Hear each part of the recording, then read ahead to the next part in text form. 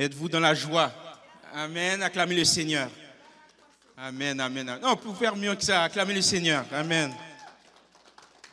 Gloire à Dieu. Donc, maintenant, c'est le temps de se nourrir par le biais de la parole de Dieu. Et j'aimerais vous présenter le prédicateur d'aujourd'hui. Donc, le couple pastoral Marc Anjou et Marie-Lydia Lefort sont les fondateurs de l'église de la Source Rédemptrice, une église en implantation du côté de Longueuil. Animés par une vision de foi et de transformation, ce couple œuvre ensemble pour impacter des vies, pour impacter le quartier et bien entendu répandre la bonne nouvelle de Jésus-Christ, l'évangile de Jésus-Christ. À l'heure actuelle, le couple pastoral suit une formation avec de ces collectifs et j'ai l'honneur d'être l'un de leurs formateurs. Je les accompagne dans le processus de l'implantation d'église avec d'autres formateurs. Donc avec vous, pasteur Marc Anjou Lefort, par vos acclamations. Donc nous allons l'inviter. Amen, amen. Donc, je vais simplement prier pour lui, dans le nom puissant de Jésus. Donc, étendez les mains, nous allons prier.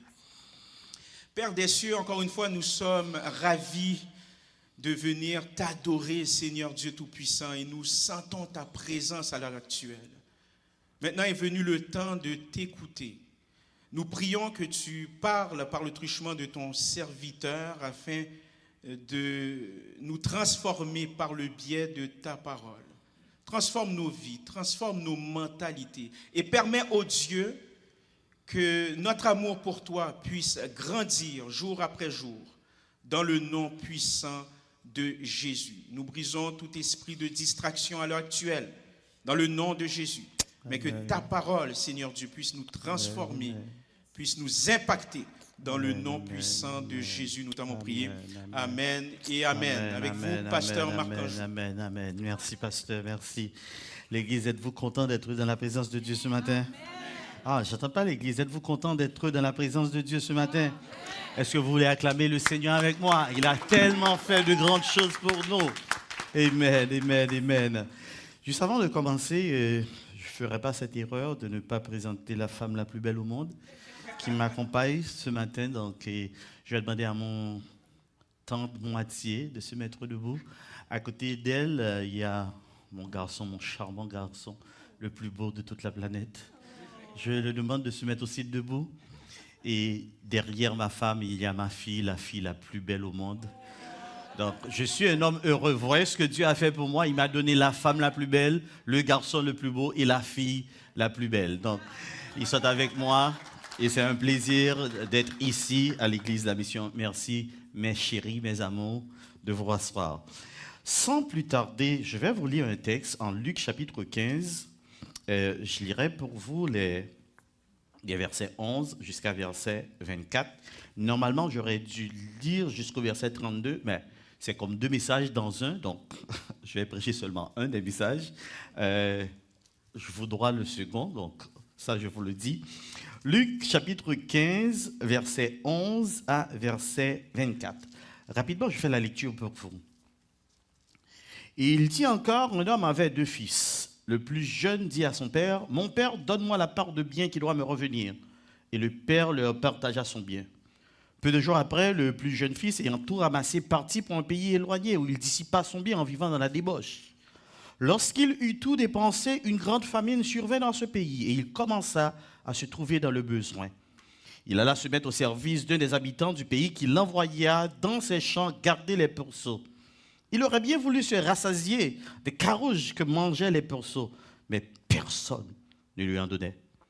Étant entré en lui-même, il dit, « Combien d'ouvriers chez mon père ont du pain en abondance, et moi ici je meurs de faim. Je me lèverai. » Amen. J'irai vers mon père et je lui dirai, mon père, j'ai péché contre le ciel et contre toi. Je ne suis plus digne d'être appelé ton fils. Traite-moi comme l'un de tes ouvriers.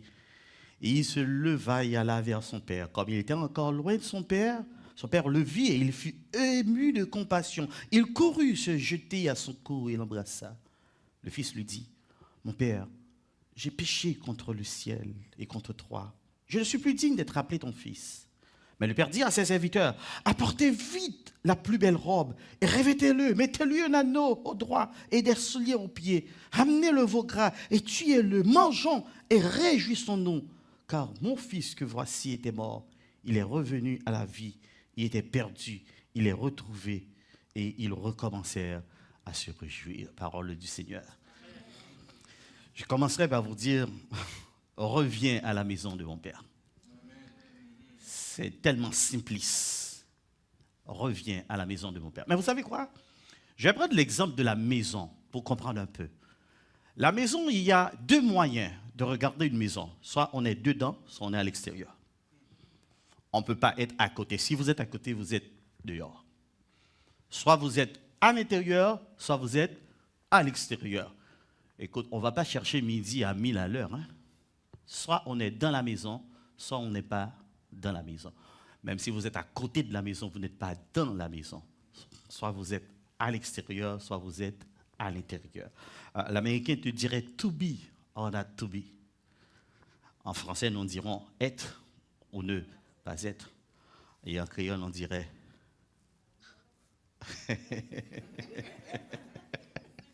quel piège. Reviens à la maison de ton père. On va essayer de regarder pendant les quelques minutes ensemble. On va permettre au Saint-Esprit de nous regarder un peu de pourquoi on dit de revenir à la maison du Père. C'est parce qu'à un certain moment, certains se sont éloignés et il y en a encore qui sont dans l'éloignement.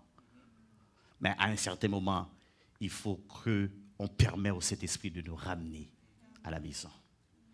Ceux qui sont éloignés, malheureusement, c'est le fruit de la chair qui les a conduits loin de la maison. Même ceux qui ne connaissent pas Dieu vont me dire, eh bien, eux aussi, ils ont été éloignés. Et on va essayer de regarder un peu dans le texte comment le fruit de la chair nous éloigne de la maison de Dieu. Mais il y a aussi une bonne nouvelle. Si le fruit de la chair nous éloigne, le Saint-Esprit de Dieu, par l'intermédiaire du sacrifice de notre Seigneur Jésus-Christ, a fait provision pour nous de nous ramener à la maison du Père. On va essayer ensemble de regarder le texte bien rapide ce matin avec les quelques minutes que nous avons. On commence d'abord au verset 11. Il dit encore, un homme avait 2 fils. C'est le classique. Quelqu'un qui a 2 fils, il y a un plus grand, il y a un plus petit. Ce qu'on appelle ici le plus vieux et le plus jeune. Le plus jeune dit à son père, « Mon père, donne-moi la part de bien qui doit me revenir. » Bizarrement, le texte dit, et le père leur partagea son bien. On va parler de revenir à la maison de ton père. Je vais essayer de jouer un peu avec le mot « R ». Reviens à la maison de ton père. On va regarder l'éloignement et on va essayer de regarder un peu comment cet éloignement s'est fait ou comment cet éloignement est en train de se faire. Parce que il y a des personnes qui sont tout simplement éloignées, mais il y en a d'autres qui étaient à l'intérieur de la maison, mais à un certain moment, ils se sont éloignés. Et le message de ce matin, le Saint-Esprit veut communiquer avec vous pour vous dire que vous soyez à l'intérieur, que vous étiez à l'intérieur ou que vous n'avez jamais été à l'intérieur, il y a encore le Père qui te demande de revenir à sa maison, car il est ton Père. Sachez-le bien, Dieu est le Père de nous tous. Que vous soyez alcoolique, que vous soyez homo, que vous soyez voleur, que vous soyez gangster, que vous soyez un tueur, un assassin, qu'importe qui tu es, je te dis ce matin que Dieu, il est ton Père. Il est ton Père. Tout simplement, on s'est éloigné de ce Père, on s'est éloigné de la maison. Regarde ce qui arrive avec ce garçon, le plus jeune. Il dit à son père, donne-moi la part de bien qui doit me revenir. Ici, je commence avec le mot « est en rébellion ». Peut-être vous allez me dire, mais pasteur, j'ai jamais été un rebelle, j'ai jamais été en rébellion. Attention, le monde est en rébellion avec Dieu. Et je vais vous parler de quelque chose ce matin que peut-être vous avez déjà entendu parler de ce mouvement. C'est le mouvement postmoderne. Le postmodernisme, il y a ce monsieur qu'on appelle Jean-François Lyotard. Si vous êtes un peu branché dans la philosophie, vous allez voir que cet homme-là, il est considéré comme étant le père de ce qu'on appelle la déconstruction même au niveau de ce système postmoderniste. Parce que la déconstruction, qu'est-ce qu'ils essayent de nous faire comprendre, c'est que tout ce qu'on nous a dit, il faut tout remettre en question parce que ce n'est pas vrai. À ce moment, il n'y a pas de vérité, il n'y a pas de mensonge, mais il y a comme un mélange des deux. Ce Dieu-là que vous servez, il est vrai qu'il existe, mais il n'est pas comme ça, comme on le dit. Et on le voit aujourd'hui avec la déconstruction, même au niveau de l'être humain, homme-femme. Au commencement, il y avait un homme, une femme. Mais aujourd'hui, on nous dit, écoute, même si vous me voyez comme homme, mais je ne suis pas tout à fait homme. Ça, c'est la déconstruction. Ça, c'est le postmodernisme. Et remarquez, c'est le monde qui est tombé en rébellion avec qui? Avec Dieu, avec le Père. Tout comme le fils qui demande à son père de lui partager son bien, il tombe en rébellion parce que jamais un fils ne demande à son père de lui donner le bien qui lui revient. D'ailleurs, si vous regardez en Deutéronome 21, les versets 15 à 17, vous allez voir qu'il est dit dans la loi des Juifs que c'est le plus aîné, c'est l'aîné qui a le droit d'avoir cette partie de bien.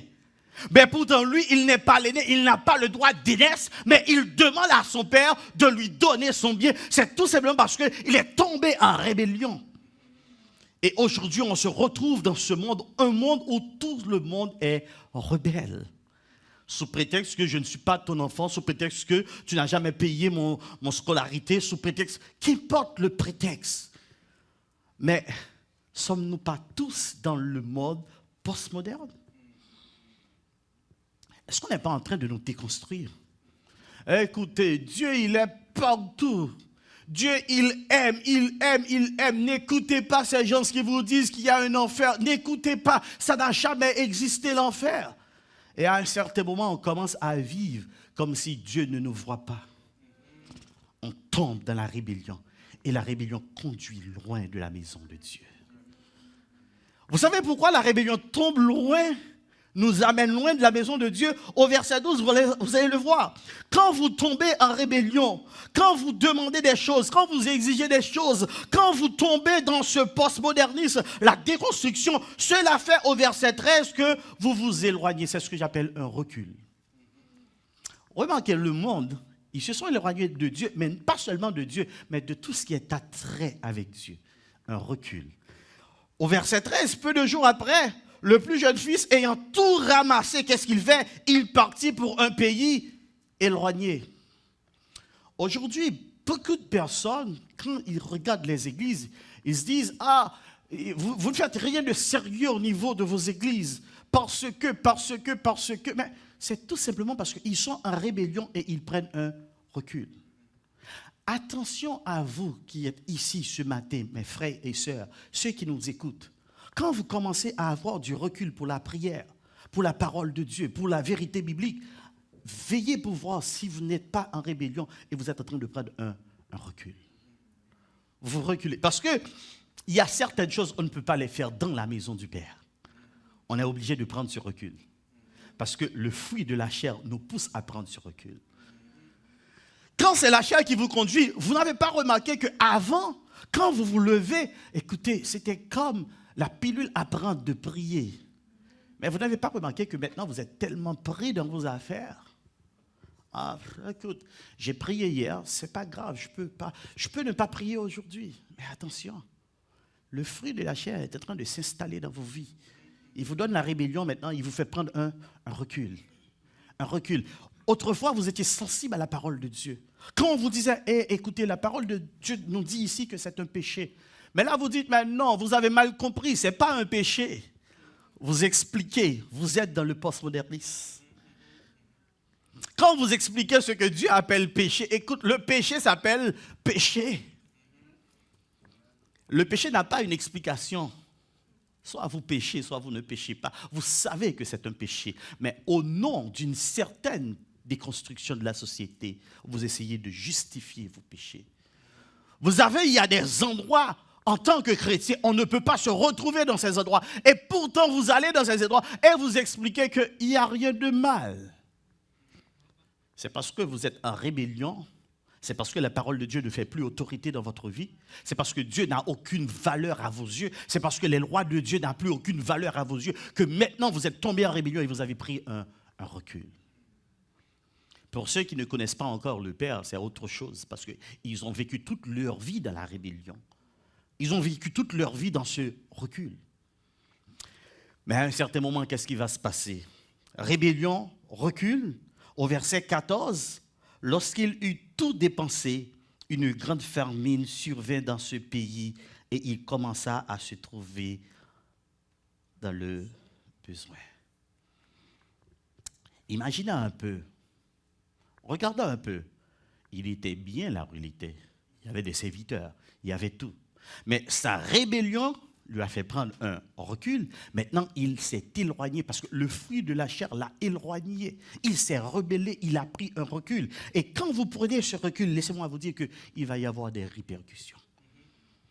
Le fruit de la chair, il te fait rebeller, il te fait prendre un recul, mais il a oublié de te dire qu'il va y avoir aussi des répercussions. Écoutez, je ne veux pas être alarmiste, mais je connais personne sans Dieu qui a pu produire de bonnes choses. Parce que tout ce que tu produis, c'est Christ qui le produit à travers toi. Si tu n'as plus Christ, comment peux-tu produire de bonnes choses? Il se retrouve ici à subir maintenant les répercussions. Parce qu'il s'est éloigné au verset 13, au verset 14, maintenant, il a tout dépensé, il se retrouve dans une grande famine et maintenant il est dans le besoin. Remarquez, le taux de suicide ici, vous ne voyez pas que le monde a un besoin? Je ne connais pas toutes les statistiques, mais je n'ai pas encore vu dans les statistiques qu'on dise que 30% des chrétiens se sont suicidés cette année. Je ne sais pas si vous pouvez me contredire. Je n'ai jamais vu qu'on parle de suicide de chrétiens. Mais pourtant, ceux qui se laissent guider par le fruit de la chair, c'est suicide. Santé mentale. Ils sont dépassés. Ils sont dépourvus. Ils ne savent plus quoi faire. Ils ne savent plus quoi penser. Mais c'est tout simplement parce que la rébellion qui les a fait prendre ce recul, maintenant, il y a des répercussions. Il a tout dépensé et la grande famine arrive et là, il se retrouve dans le besoin. J'ai des besoins. Nous avons tous ici des besoins. Mais laissez-moi vous dire que mes besoins ne peuvent pas m'empêcher de servir mon Dieu. Parce que le plus grand besoin, on l'a chanté ce matin, nous avons besoin de toi, Jésus. Il se retrouve donc avec les répercussions. Mais écoutez, le fruit de la chair, ce n'est pas seulement il vous fait rebelle, il le fait reculer, il vous donne des répercussions, mais vous allez commencer à sentir aussi ces répercussions. Regardez avec moi le verset 15. Il alla se mettre au service d'un des habitants du pays, qui l'envoya dans ses champs garder les quoi? Je ne comprends pas ce texte avec Deutéronome 14, verset 8. Deutéronome 14, verset 8 nous dit que les Juifs considèrent les pourceaux, les cochons, si on peut le dire de cette manière, comme étant des aliments impurs. Ils n'ont pas le droit de s'approcher de ces aliments. Et si jamais un de ces animaux meurt, il n'a pas le droit de passer même à côté. Et je ne comprends pas le texte ici qui me dit au verset 15, il alla se mettre au service d'un des habitants du pays, qu'il envoya où ça? Dans des champs garder les... My God. Le fruit de la chair peut nous conduire à ce point-là, vers le désastre. Rébellion, recul, répercussion, et maintenant on tombe dans la répugnance. C'est la répugnance pour un juif, d'aller garder les troupeaux, les cochons, les porceaux. Mais qu'est-ce qui s'est passé? Pourquoi tu es là? Qu'est-ce qui s'est produit? Mais le fruit de la chair ne nous conduit nulle autre part que là. Parce que quand Dieu dit dans sa parole, vous ne coucherez point avec un homme, Quand Dieu dit dans sa parole, vous ne commettrez point d'adultère. Quand Dieu dit dans sa parole, vous n'allez plus voler. Quand Dieu dit, écoute, Dieu le dit dans sa parole. Ben, à force maintenant de le pratiquer, à force maintenant de laisser le fruit de la chair vous conduire, vous allez vous retrouver dans ce coin de répugnance. Mais vous savez, la répugnance, ça va aller encore plus loin au verset 15. Il aurait bien voulu se rassasier des carottes que mangeaient les pourceaux, mais personne ne lui en donnait. Écoutez, de la répugnance, il va se retrouver dans le rejet. Il a voulu maintenant manger ce que mangent les pourceaux. Mais le texte dit que personne ne lui en donnait. Vous comprenez comment le fruit de la chair nous conduit vers l'extrême malpropreté, si je peux le dire de cette manière. Il n'avait même pas le droit de toucher les pourceaux. Maintenant, non seulement il est en train de servir ce qu'il n'a pas le droit de toucher, encore le pire, est-ce qu'il peut y avoir encore pire? Oui, il peut y avoir encore pire lorsque vous vous laissez conduire par le fruit de la chair. Ce que vous voyez qui est en train de se passer dans le monde, laissez-moi vous dire, ça va encore pas s'améliorer, dégénérer. Parce que le monde est conduit par le fruit de la chair. Ils sont en rébellion, ils ont pris un recul par rapport à Dieu. Il va y avoir des répercussions, ils vont se retrouver dans la répugnance. Et à un certain moment, ils vont se sentir rejetés. Pas seulement se sentir rejetés, mais on va les rejeter.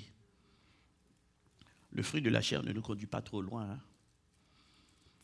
C'est ce chemin-là qui nous éloigne de la maison de Dieu. Est-ce que vous êtes dans ce chemin? Moi, j'ai été dans l'un de ces chemins. Il n'y avait plus d'espoir pour moi. Parce que je me rappelle encore, dès mon enfance, à chaque 1er janvier, peut-être que vous n'êtes pas trop habitué avec ce phénomène, mais moi, il fallait que j'aille chez ce qu'on appelle un protecteur de la famille pour me faire prendre un bain avec de l'eau abondante qu'on ne pouvait même pas respirer. Et j'étais obligé de rester 3 jours avec ceci sur mon corps. C'était comme une protection pour l'année. Il n'y avait plus d'espoir pour moi. Je sentais mauvais auprès de mes amis. Mais je faisais comme si rien ne s'était produit. Le fruit de la chair. Mais à un certain moment, il y a une bonne nouvelle ce matin. La bonne nouvelle, c'est que si le fruit de la chair nous éloigne de la maison de Dieu, mais laissez-moi vous dire que le fruit de l'esprit va nous ramener à la maison du Père. Et vous savez quoi? C'est que nous, on ne peut pas le faire tout seul. On n'a pas la capacité de le faire. On ne peut pas le faire. J'aimerais bien le faire, mais je ne peux pas. J'aimerais bien te dire que tu peux, mais tu ne peux pas le faire. Mais sais-tu, il y a quelqu'un qui l'a fait pour toi. Et ce matin, il fait une chose. Il te demande de revenir et lui, il est là pour continuer le processus avec toi. Quand maintenant on est conduit par le fruit de l'esprit, voilà ce qui arrive quand on est conduit par le fruit de l'esprit. La première chose au verset 17, il y a un examen qui se fait. On prend une conscience. Au verset 17, le texte nous dit, étant entré en lui-même, il dit, combien d'ouvriers chez mon père ont du pain en abondance et moi ici je meurs de faim. Mais il ne l'a jamais su ça. Il n'a jamais su que son père avait tout en abondance. Je parlais récemment à un ami et qui me disait que tout ce que les hommes sont en train de faire, écoutez, ils font la guerre pour le bauxite, ils font la guerre pour l'uranium, ils font la guerre pour l'or, ils font la guerre pour le pétrole. Il me dit, ce qui est important, c'est que l'homme n'a inventé aucune de ces matériaux. L'homme n'a rien inventé, l'homme l'a trouvé, l'homme l'a transformé. Il y a quelqu'un qui l'a créé pour l'homme. Il s'appelle l'Éternel, le Dieu Tout-Puissant. Il a tout fait pour nous. Donc, il a tout en abondance. Il a tout en abondance. Maintenant, qu'est-ce qu'il demande? Eh bien, si on s'est tombé dans cette rébellion, maintenant, il nous demande de faire un rappel, un examen qu'on fait, étant entré en lui-même. Il fait cet examen, il se rappelle au commencement, Dieu créa les cieux et la terre. À un certain moment, il va falloir que l'humanité sache que c'est Dieu qui a créé le monde. Puisque c'est lui qui a créé le monde, il a besoin de contrôler son monde. Laissez-le contrôler son monde.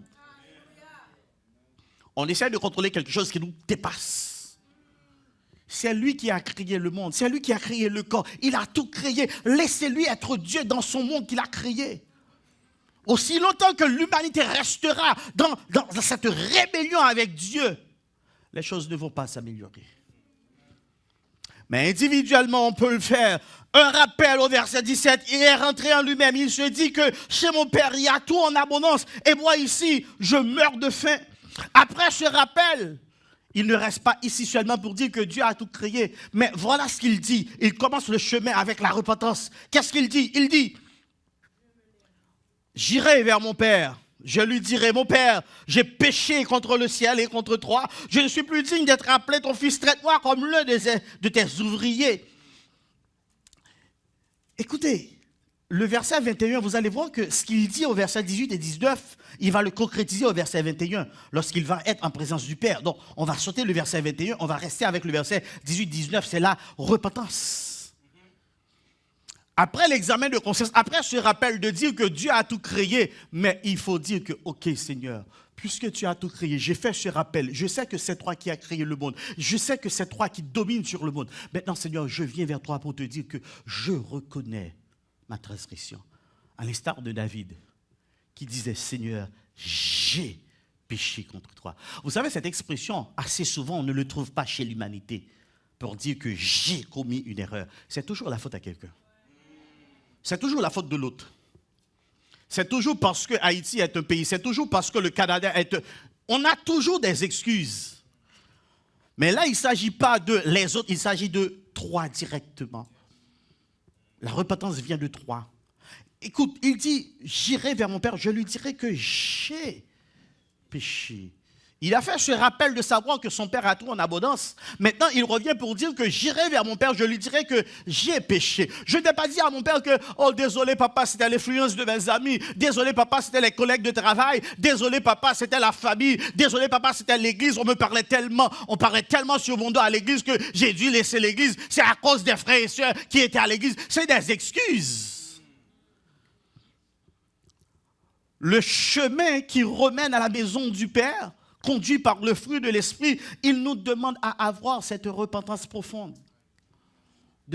On a pris conscience que Dieu est bon, on a pris conscience que Dieu peut tout faire. Maintenant, on s'approche vers Dieu avec un cœur sincère pour dire, Père, j'ai fait ce qui est mal à tes yeux. J'ai péché. J'ai mal parlé, j'ai mal agi. Ce n'est pas à cause d'eux. Je connaissais que toi, tu étais mon Dieu qui dirigeait mes affaires, mais je t'ai laissé de côté. J'étais de la rébellion, j'ai pris un recul, j'ai ressenti les répercussions, j'ai été répugné, j'ai été rejeté. Aujourd'hui, je m'approche vers toi, Seigneur. J'ai péché contre toi. La repentance dans le fruit de l'esprit, quand il est sincère, vous savez ce que fait Dieu au verset 20? Il se leva et alla vers son Père. Comme il était encore loin, son Père le vit. J'adore cette partie. Et fut ému de compassion. Il courut se jeter à son cou et l'embrassa. C'est la réconciliation. Quand on fait ce rappel et qu'on devient un repentant, on dit, Seigneur, j'ai péché, ses bras sont grands ouverts. Il nous attend. C'est pourquoi je vous disais qu'il y a une solution encore ce matin. C'est que si on a pris ce chemin, le chemin qui est loin de la maison, mais le chemin qui nous ramène à la maison, commence avec ce processus. Quand on fait ce rappel, quand on se répand, Dieu, il fait la réconciliation. Pourquoi je dis Dieu fait la réconciliation? Je vais vous épargner de lire tout ce texte pour vous, mais en Deutéronome 21, verset 18 à 21, ce texte-là, c'est un texte qui m'a beaucoup interpellé. J'ai dit, pourquoi le Père est allé se jeter au cou de son fils? C'est parce qu'en lisant Deutéronome 21, verset 18-21, il disait qu'un fils qui part, qui laisse la maison de son père, qui tombe dans la prostitution, encore, qui se prostitue avec les prostituées, qui boit de l'alcool, qui fait tout, il dit que le père et la mère avaient le droit de l'amener aux anciens et les anciens avaient le droit de le lapider. Donc, je comprends par ce texte, ce garçon qui est parti de chez son père, le village le savait. Tout le monde le savait. Donc, quand il retournait sur le chemin, on était prêt à l'abattre. On était prêt à le lapider parce qu'il avait laissé la maison du Père. Mais le Père, le voyant venir, la compassion du Père, alléluia. Vous savez que Dieu, il vous regarde et sa compassion ne permet pas que les autres te maltraitent. Même si c'est vrai, tu as commis la faute. Même si c'est vrai que Dieu aurait pu te laisser châtier, mais tu es son enfant. Il ne va pas te laisser périr par la main de tes ennemis. Le père a dû prendre l'initiative d'aller pour courir vers son fils et il se jeta. Comme ça, le village sait qu'il y a une réconciliation maintenant qui s'est faite entre les deux. Il n'est plus cet enfant abandonné, il n'est plus cet enfant errant. Mais il est un enfant maintenant qui a reçu la compassion du Père. Donc le village, les anciens ne peuvent plus rien faire. C'est vrai, il aurait dû être lapidé.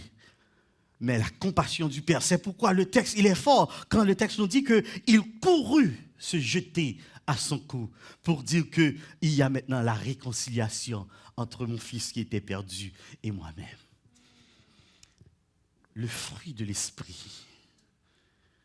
Dieu, après un rappel qu'on a fait en nous-mêmes, après s'être repenti, Dieu lui-même vient pour se réconcilier avec nous. Vous savez, ce n'est pas le Fils qui a pris l'initiative. La réconciliation ne vient pas de vous, mais ça vient de Dieu. La parole de Dieu nous dit qu'il nous a réconciliés avec lui. C'est il nous a réconciliés. Ce n'est pas que nous sommes réconciliés avec lui, mais c'est lui qui a pris l'initiative de se réconcilier avec nous par l'intermédiaire de son Fils Jésus-Christ. Tout est possible quand on revient à la maison du Père, parce que le fruit de l'Esprit, par la mort de notre Seigneur sur la croix, ce que Jésus a accompli pour nous sur la croix, le Saint-Esprit est là aujourd'hui pour nous accompagner à rentrer dans ce processus. La réconciliation. Je termine avec les deux autres au verset 22. Mais le Père dit à ses serviteurs, je ne vais pas entrer dans les détails, peut-être un autre jour, quand le Fils parle qu'il était un ouvrier, ça, il y a certainement Osée qui est là, qui est en train de rire parce qu'on a parlé de ça mercredi dernier. Mais il dit à ses serviteurs, apportez vite, quoi? La plus belle robe et revêtez-le. Mettez-lui un anneau au doigt et des souliers aux pieds. C'est ce que j'appelle la restauration. Écoutez, quand Dieu se réconcilie avec nous, il ne nous laisse pas comme ça. Il restaure nos vies.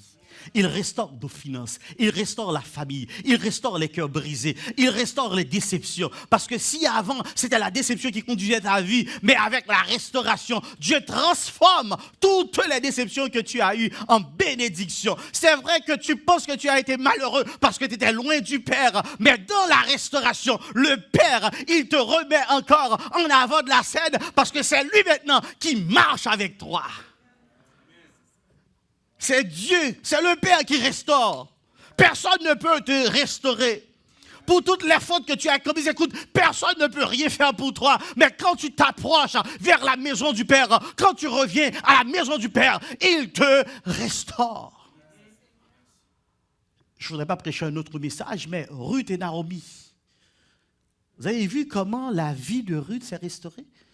Il n'y avait plus d'espoir. Plus de mari, un mari décédé. Il a laissé son pays, elle n'était pas juive. C'est comme on regardait la vie de cette pauvre dame, on se disait, elle s'est bien mise dans la MERDE en regardant sa vie. Mais son attachement à Naomi, quand elle disait, ton Dieu sera... Il y a des déclarations, mes frères et sœurs, quand on les prend pour Dieu, quand on les fait pour Dieu, ta vie ne restera plus la même. Je vous le dis, je le déclare au nom de Jésus. Il y a des positions, quand tu les prends pour Christ, ta vie ne peut plus être la même, car Dieu va restaurer ta vie. Petite parenthèse, vous savez que Jésus vient de la lignée de Ruth? Un de ces quatre.